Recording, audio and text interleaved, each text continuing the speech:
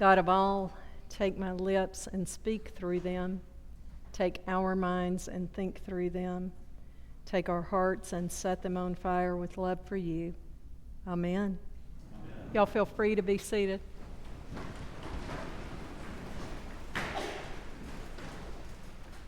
Good morning. Good morning to everyone in the online balcony. We see you and we love you and we miss you. We hope to see you in person soon. Now, I was in a meeting in church recently, and we were doing introductions, and so Father Lonnie gave us a question to help us get to know one another better. And the question was, tell me something that would surprise everyone to learn about you. So if any of y'all were in that meeting and heard the answer I gave already, I'm not giving the same answer today. So y'all can ask me later what that answer was. But the answer that I gave was the same thing that has been true about me since I was that little dark-haired girl in the ruffledy shirt that Claire put up on all of our social media. Since then, I have been a hardwired rule follower. In my mind, if there's a rule, I draw a line, and then I pull back about 4 or 5 feet, and I draw a new line, and I stay behind that line. I don't jaywalk. My family will tell you this. I don't cut the tags off of mattresses. Never. I don't share my passwords. Like Netflix, when they came out with the thing about sharing passwords, they don't have to worry about me. I would never do that. I don't cross the line. And to me, our gospel this morning is about those lines that we draw. And we think that Jesus stays on one side and we stay on the other. And we create those lines. But that's just not the case. Now, we have a confidence that God can act in the world, right? We've seen it. We believe that God can heal. We believe that God can move and change things. But we also draw lines. And in this season of Lent, I feel that we're invited to notice these lines more often than we would normally do. So somewhere between and underneath our beliefs, there is a boundary, a place where, if we're honest, we stop expecting things to change. We might feel it when we get a diagnosis, or we might feel it when our relationships have been broken for too long. Or we might feel it when a grief settles in and then doesn't seem to move forward. We know what God can do. We're just not sure He will do it here.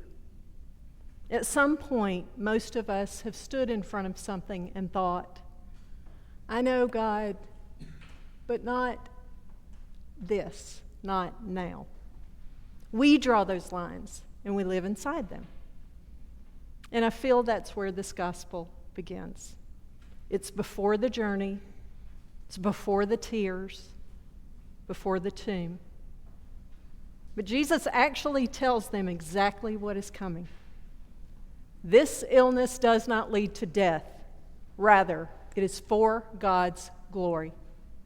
They hear it, but they don't understand it. It's because what is in front of them unfolds exactly like loss. It looks like delay. It looks like the kind of silence from God that we believe we hear sometimes. Lazarus dies, and that's where they think the story ends. By the time that Jesus and his friends arrive, it has been 4 days. 4 days in the heat of that place. 4 days where their grief has settled in. 4 days where hope has moved aside and made room for reality. Jesus says something there that we kind of skip past quickly. Those who walk during the day do not stumble, but those who walk at night stumble. Now, he's not talking about light and darkness like we normally think of. It is light outside today's day. He's talking about trust. And here's the truth. We see both kinds of people struggle. Clearly, we see here those that travel in his light are struggling to understand what God is doing. And those in the night are simply trying to take the next step. This is what our human faith looks like. It trusts, but it struggles. And we see that playing out in those who are with him. Martha. Martha is the one who gets remembered as the practical one. Martha and I are kindred spirits. She's the busy one. She has a checklist. She likes to focus on what needs to get done. But let's listen carefully. Martha and Mary approached Jesus in exactly the same way. Lord, if you had been here, my brother would not have died. They have the same grief. They have the same ache. And what happens next with Martha is extraordinary. They have a conversation when Jesus speaks with her directly, and he calls her into a beautiful confession of faith. I believe that you are the Messiah, the Son of the living God. Martha's not lacking in faith. She is standing in the middle of her heartbreak, and she is still naming who Jesus is. It makes sense that she believed that he could have done something. They have seen him heal, and they've seen him restore. They had seen him do things that nobody else could. They had every reason to believe what they said. If you had been here, this wouldn't have happened. But what did they not yet see? What could they have not imagined that Jesus was about to do? They had seen him hold back death, but they had not yet seen him walk straight into it. And then Mary comes. She brought the same words. Lord, if you had been here. But her grief landed differently. And Jesus does respond differently. He didn't explain. He doesn't correct her. Jesus wept. This is a love, capital L, love that feels. He sees the people that he loves undone by their loss. And this isn't a distant compassion. This is God standing in front of death and refusing to pretend that it's acceptable. And then we come to the place where, for all of them, this becomes really real, really fast, where their belief meets what feels final. It's not a quiet moment. There's chaos and mourning. This is a cave cut into a rock. And the people are gathered, but they're really not expecting anything to happen. They're there to mourn, to remember, really, to stand in the finality of it all. And the air's heavy.